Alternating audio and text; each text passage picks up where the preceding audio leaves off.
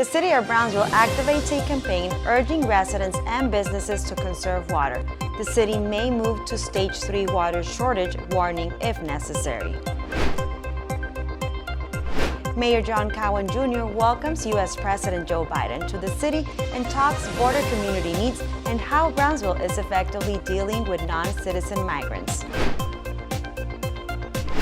And the world's biggest rocket takes off for its third test launch right in our backyard at Boca Chica Beach. Your Brownsville TV News begins right now.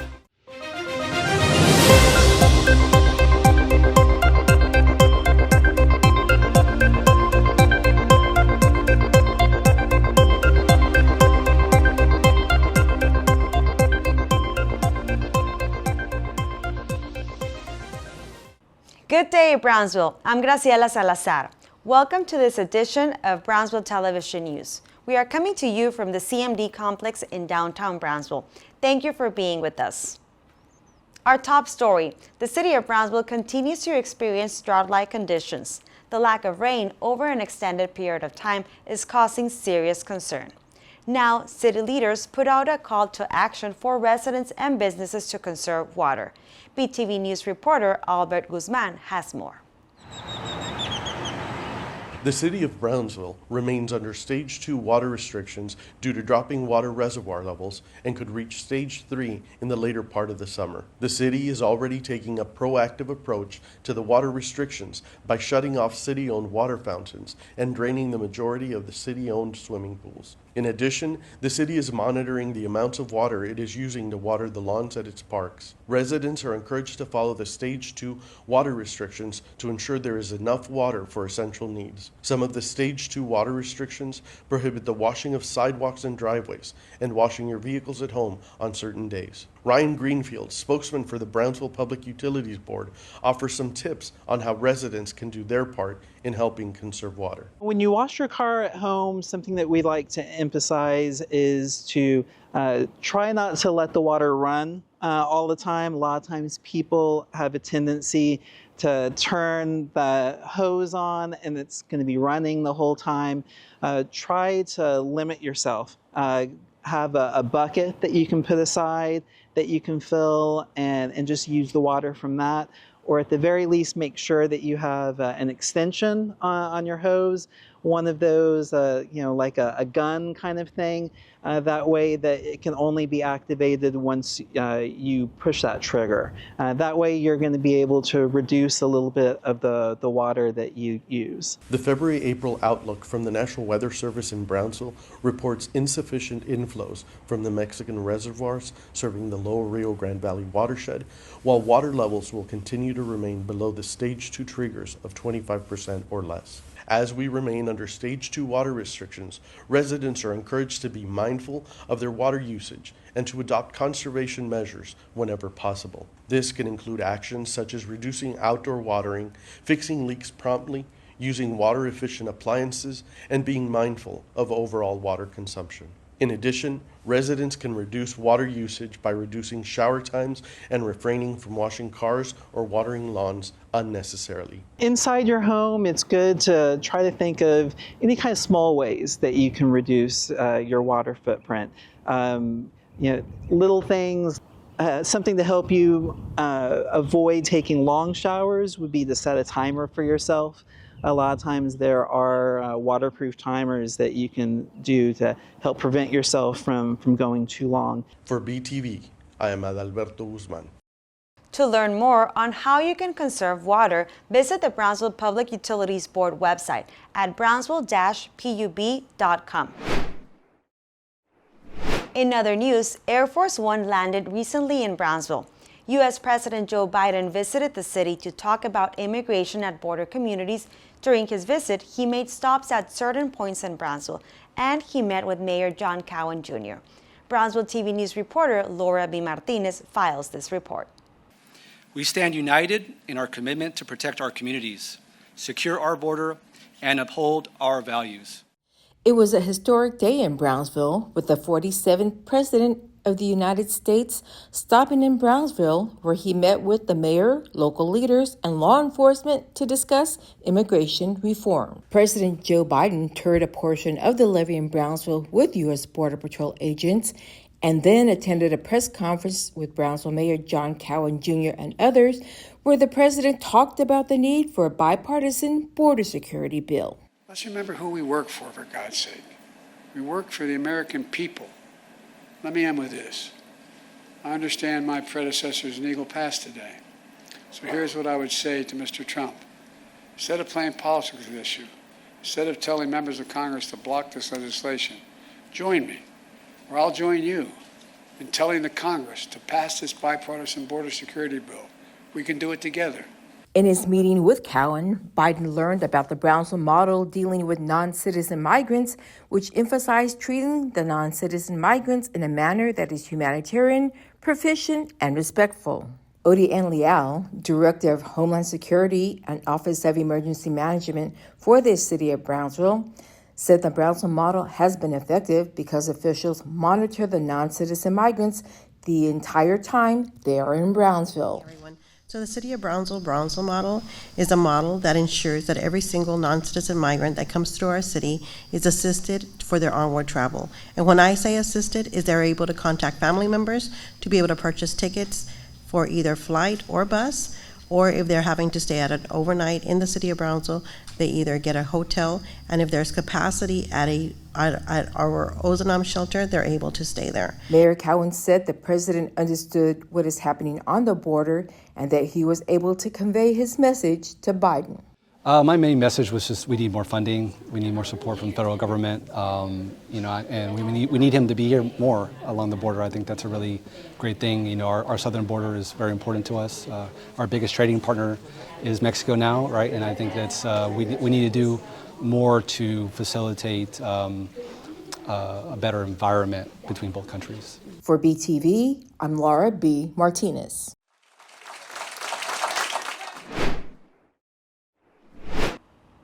Despite Brownsville being a port of entry to non-citizen migrants on an annual basis, the city continues to thrive in its economy, its technology, and its operation. The city of Brownsville was recently recognized with 2 awards. Smart Asset named Brownsville one of the top 20 safest cities in the U.S. Brownsville came in at number 16. And Insider Monkey ranked Brownsville as a top city in South Texas for retirement, with a monthly cost of only $1,500. Smart Asset and Insider Monkey are consumer online platforms that offer advice on the best quality of life and cost. During President Biden's visit, Mayor John Cowan Jr. spent time with the president, and he was able to discuss a few matters that are important to the mayor and to our community.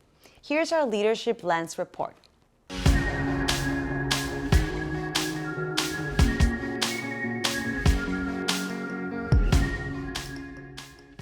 Mr. President, thank you for visiting our beautiful city, the largest city in the Rio Grande Valley. I believe I speak for all of the elected officials here when I say it's an honor to have you here. We stand united in our commitment to protect our communities, secure our border, and uphold our values. I'm a member of the South Texas Alliance of Cities, a group of mayors from South Texas communities. We work in partnership with the federal government, local law enforcement, and nonprofits to address the challenges created by the border issue. We understand the complexities, the diversity of thought on possible solutions, and the compelling need to ensure that immigration is not a wedge issue. As local leaders, we are responsible for our communities, our safety and well-being. We cannot play politics with this. I am proud of the work we have done in Brownsville to help people entering the country. Our approach, called the Brownsville model, is as compassionate and humane as it is efficient. It prioritizes dignity and care. For 2 years in a row, Brownsville has been named one of the 20 safest cities in America. Mr. President, all of us here are overworked and understaffed. In Brownsville, we have assisted over 240,000 migrants since 2021. Our population is just below 200,000. From El Paso to San Antonio to Brownsville, we all need help. So do our federal partners. We cannot afford to wait. We need to pass the Senate's promising bipartisan border bill that you have championed. We've studied it, and it will give cities critical resources to respond humanely to the migrant challenge. Thank you for your leadership. It's a big deal to have the President of the United States in the Rio Grande Valley. And thank you all for visiting beautiful Brownsville, Texas. Thank you. The last time a sitting president visited Brownsville was 1992 when Bill Clinton visited. So it was a big deal. It really allowed us to showcase Brownsville and all the great things that are happening here. But I think the primary focus was border security and what the president wants to do with this bipartisan bill and how that would impact Brownsville. Well, I think the Border Patrol agents really conveyed that they have to cover enormous ground with very few resources. And I think in order to be more effective, they need more personnel and more equipment, more technology, more drone equipment to be able to monitor a bigger area. The president, I think, took all that in. I think he's committed to doing that in this border security bill. Every migrant that goes through Brownsville, we inform the destination city of who's coming on that bus or on that plane that are migrants, right? So that it's not a surprise to the city or to the nonprofit. But every migrant that leaves here has a sponsor. They have a place to stay. We verify it. They have an address. So they're not going into another shelter. They're not going to, show up in a city with no plan. And I think that's a testament to our team in being conscientious of those cities and having the best approach for the migrants that are coming. I don't think every city, border city, does that. So I think that's really important in order to minimize the impact on other cities, right? And having them have a crisis or emergencies in these cities that receive thousands and thousands of people.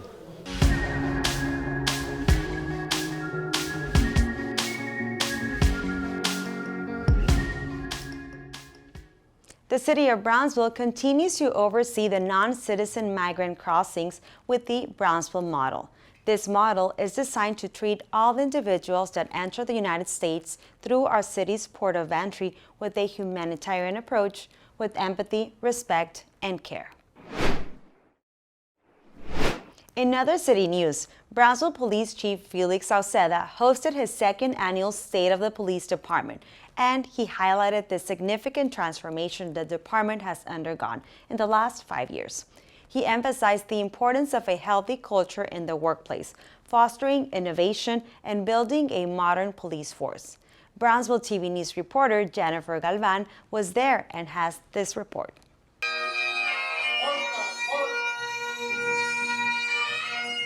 Chief Sauceda was front and center, talking about how they're constantly adapting to changes and challenges in law enforcement. He stressed how critical it is to have the right resources and staff to keep up with Brownsville's needs. One big focus for them has been technology and data to work smarter. Even with challenges, they've been coming up with innovative solutions and teaming up with the community to tackle problems together. Optimize the efficiency and effectiveness of the day-to-day resources. That can only be achieved if you have a proper count, if you have a stat that you can forecast, that you can use to be able to translate into operational needs on a daily basis. So that's what we've been able to achieve. That's what continue to make this effective, and that's why we're able to have the statistics, the crime stats that we're able to showcase today. Of course, the efforts of our men and women serving the front lines. City Manager Helen Ramirez praised Chief Sauceda's leadership and innovation, acknowledging the department's efforts for the welfare of its officers, including consecutive raises and mental health support services. 2022, 2023, we were within the top 20 safest cities in the nation, and our mission is to do that, but through community policing. So you'll hear a lot about servant leadership, and I think this event has demonstrated that transparency is very important, and data-driven technology is important to get that transparency out. The event was attended by members of the Brownsville Police Department and law enforcement officers from different cities in the Rio Grande Valley, showing how teamwork creates safer communities. Looking forward, the department's got their eyes set on improving public safety and keeping crime rates down. Chief Sauceda made it clear that they're staying committed to being transparent and accountable every step of the way. For BTV News, I'm Jennifer Galvan. The event was attended by local stakeholders and by law enforcement officers from neighboring areas in the Rio Grande Valley. To Starbase now. The third SpaceX flight test attracted people from across the Rio Grande Valley and across the world.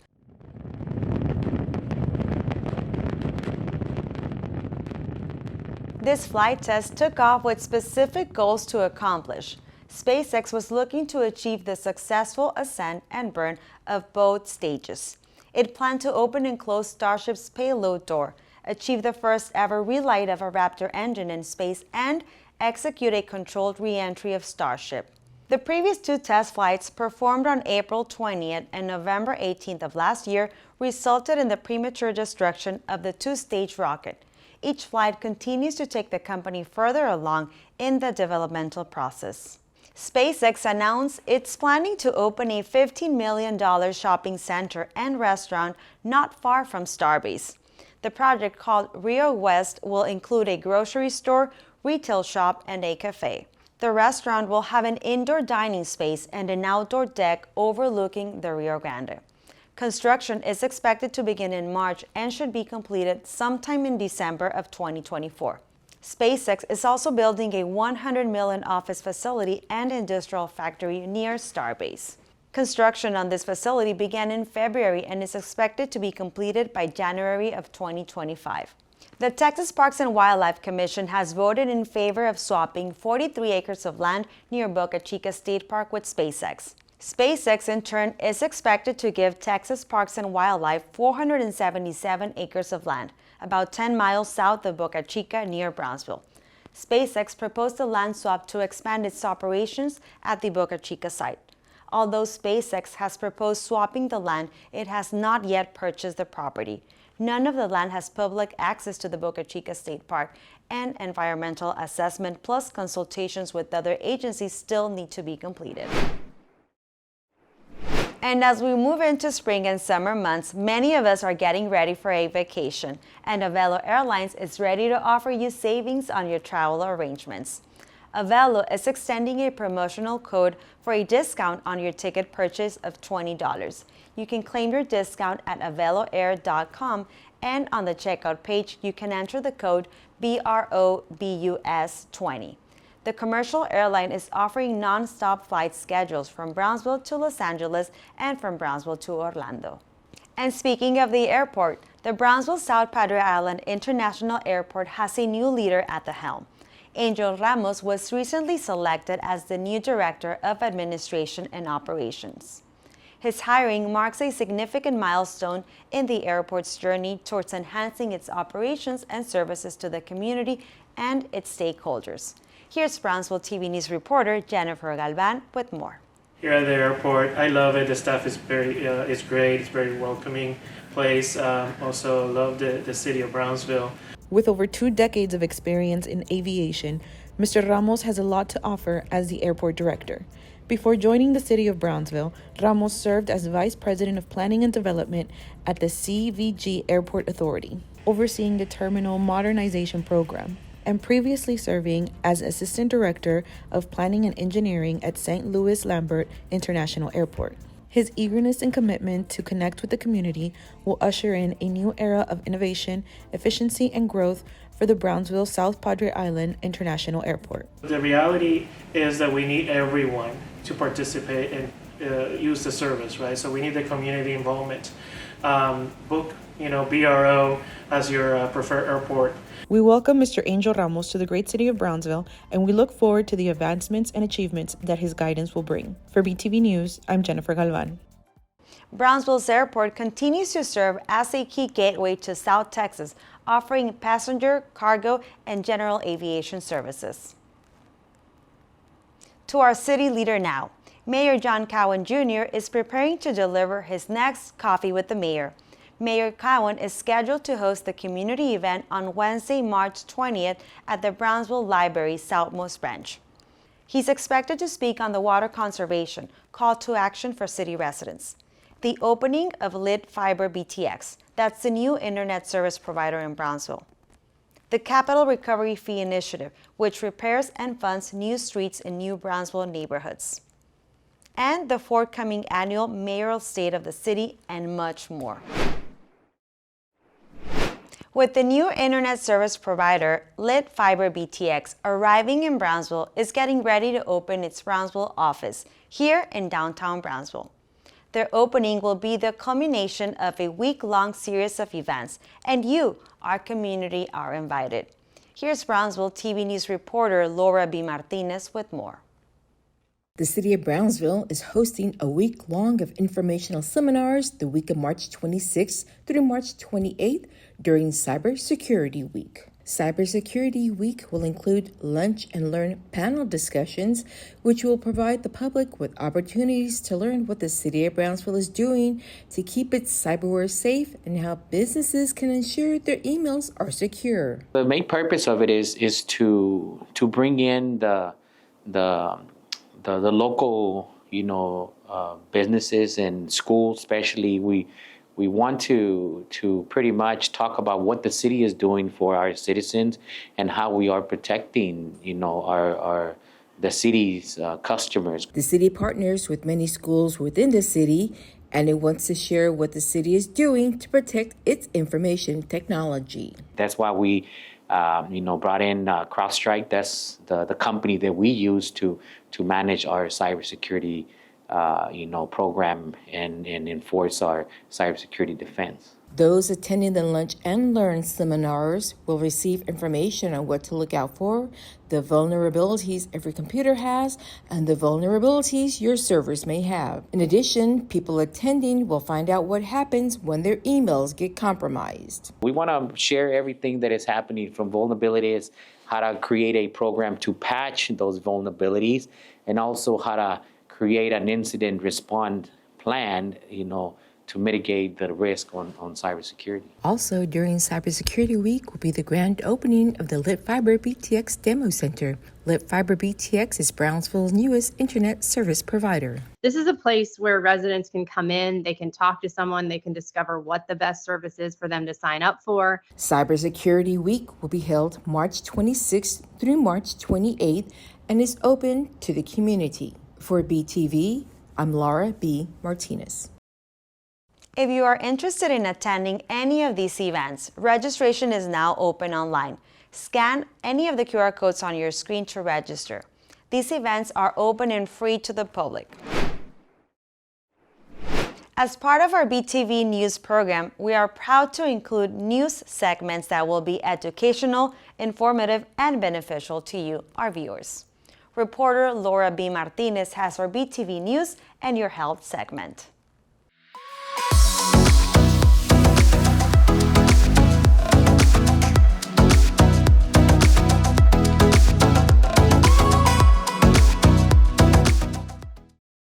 Thanks, Graciela. Did you know that 1 in 23 men and 1 in 25 women in the U.S. develop colorectal cancer each year? These numbers are actually trending down in men and women over the age of 25, but it's in younger adults that the numbers impacted could be better.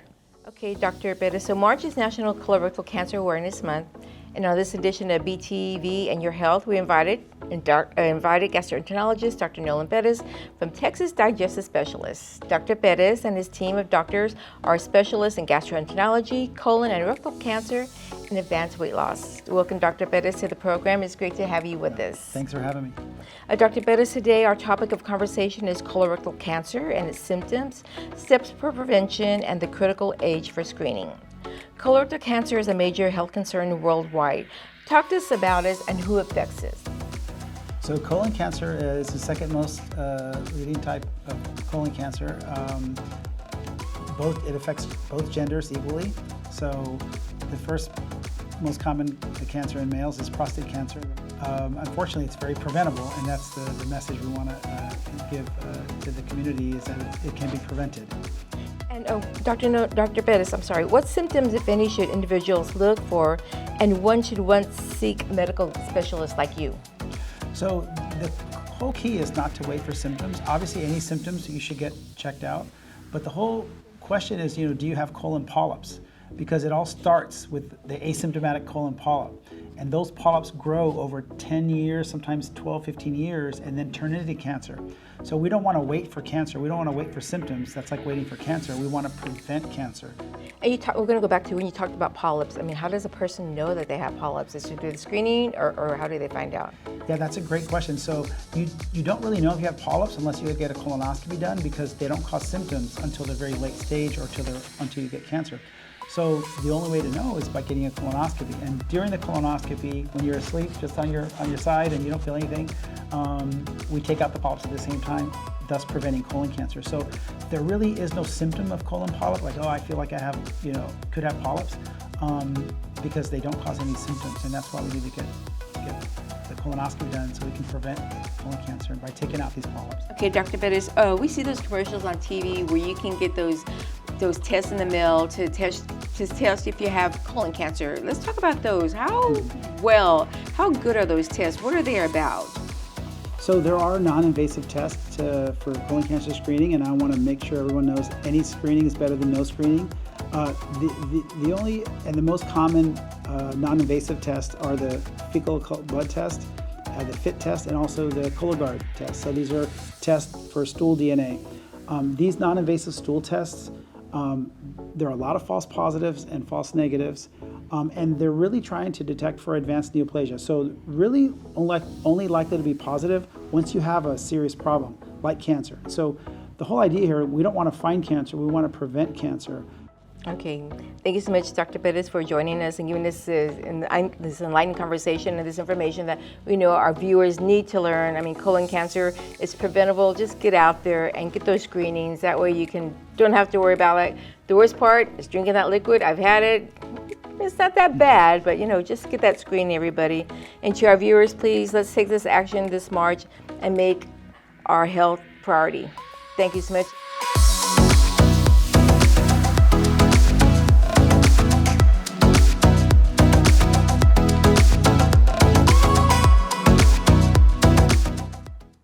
Our thanks to Laura B. Martinez and Dr. Nolan Perez for this good information.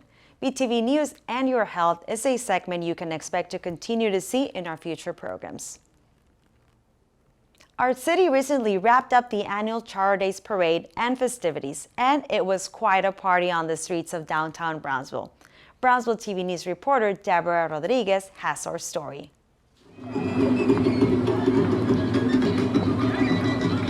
It was a festive time in the city of Brownsville as the entire city gathered to celebrate the annual Char Days Fiesta.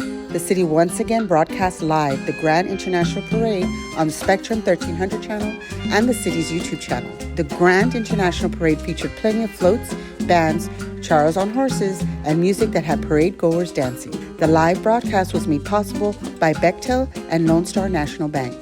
Monica Tellum, Community Engagement Specialist for Bechtel, said Bechtel enjoys participating in community events such as Char Days. It's really exciting to spend time like this with all of our staff here at these events, just because it's a lot of fun. We get to share culture here in Brownsville, and we have such great food, such great community, and so to be able to share that with one another, it's just really great.